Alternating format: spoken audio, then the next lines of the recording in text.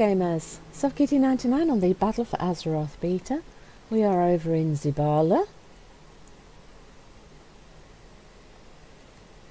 with apprentice Telemancer Astrandis, and we are searching for the Eye of Xibala, and it appears that the Dark Iron Dwarves have taken it. We no longer hide. A dark iron tide. Their red eyes, flaming beards, dark dusky skin. These can only be dark iron dwarves. I've never seen one before this day. It is my understanding that they have been sent here on an errand for the Alliance. Given my people's allegiance, I believe we are now placed in a position to better demonstrate our loyalty to the Horde. The Dark Iron must die. See that they do not claim so much as an inch more of this beach. Slay 7 Dark Iron Dwarves. Grand Theft Telemancy. They must not keep the eye, Selket. Fortunately, I am more than an archaeologist. I am a telemancer. Chief Telemancer Oculus himself trained the woman who trained my master. I can retrieve the relic with these arts. All you need to do is place a telemancy beacon near the eye. I can then retrieve both it and you safely back to camp. The Alliance will find themselves empty-handed. While you're at it, do deliver my thanks to the individual responsible for snatching the eye out from under us. Slay Urda Direflame and then place a telemancy beacon near the Eye of Xibala. And Urda Direflame is definitely flaming. Look at that fire headdress. Wow. It's a good job Dark Irons are immune to fire. What is your wish? Kalthros Maldine. So we see the mole machines. This must mark their camp. Hello, pretty beast.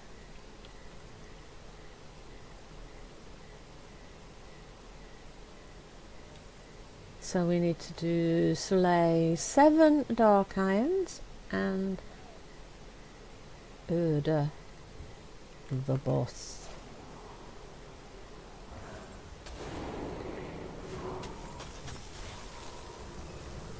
So we've got Dark Iron Grenadiers and Dark Iron Earthbreakers.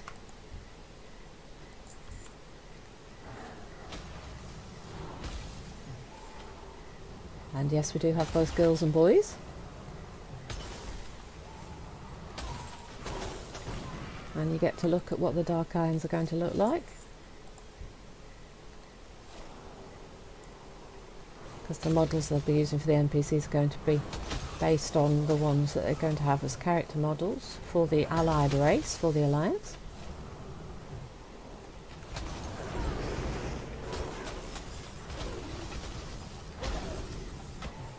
I did have a look at the character models when the preview came out earlier. Whoa! My health is not so good.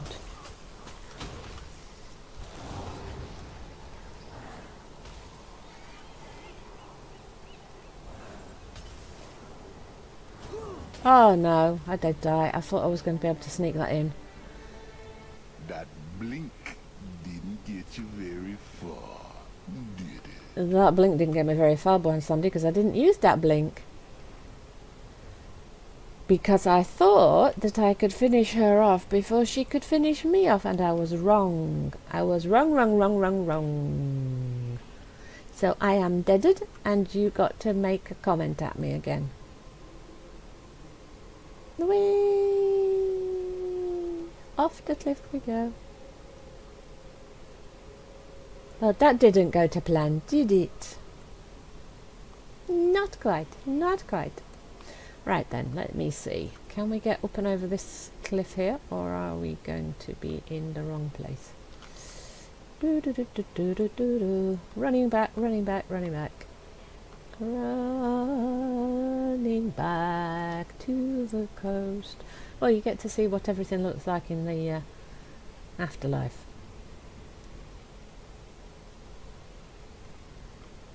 Let's go down the coast a little bit so that we don't get more people to attack us. A second wisp pop in. Right, let's get our elemental and some buffs.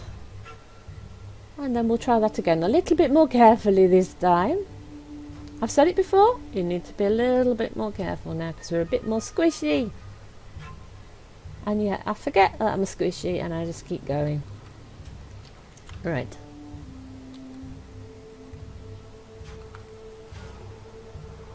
Dark Iron Grenadier.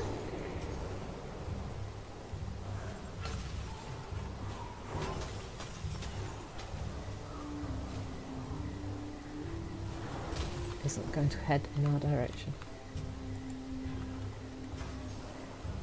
That's the Grenadiers have got guns. Those gun traits have always been a dwarf trait, so it looks like the Dark Irons have that trait too. At least in NPCs.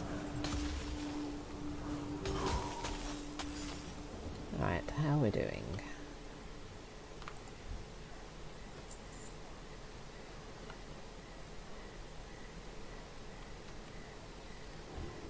Earthbreaker. Shamans. Yeah, I think when the Dark Irons pop out, I think I should be making a shaman for a Dark Iron.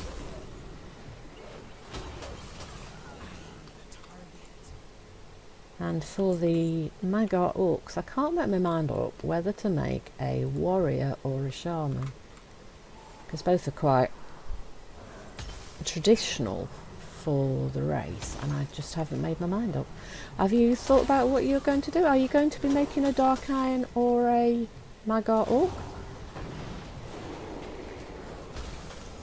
And what class would you want to play if you are making one?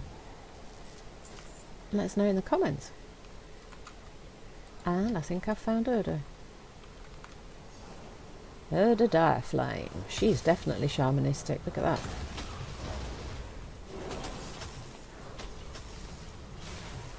Let's use our Rare Frost on her. And back up a little bit. Shield again.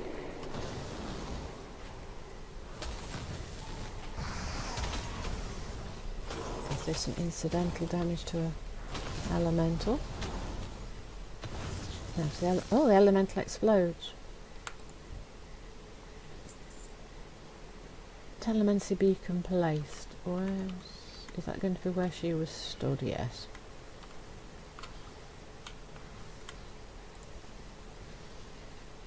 Yes, that's definitely the artifact, isn't it? Hey! You didn't take me back!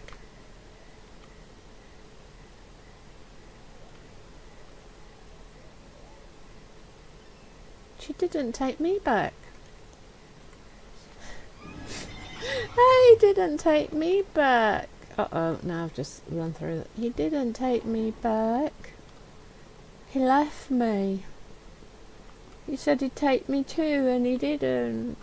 Was I supposed to stand inside the markers?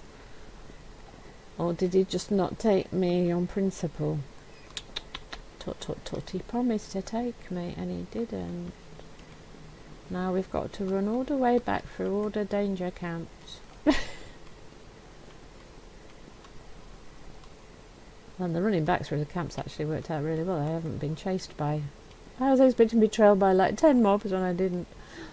Here we go. You didn't put me. You didn't put me.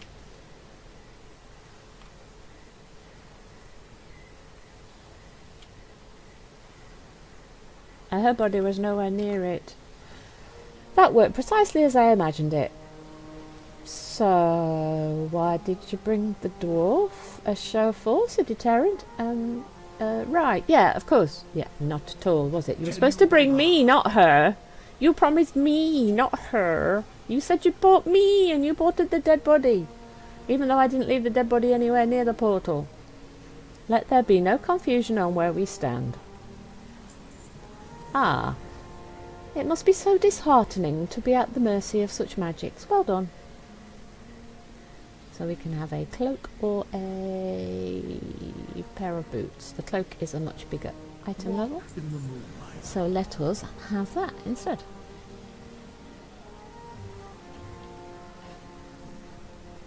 And they have the eye.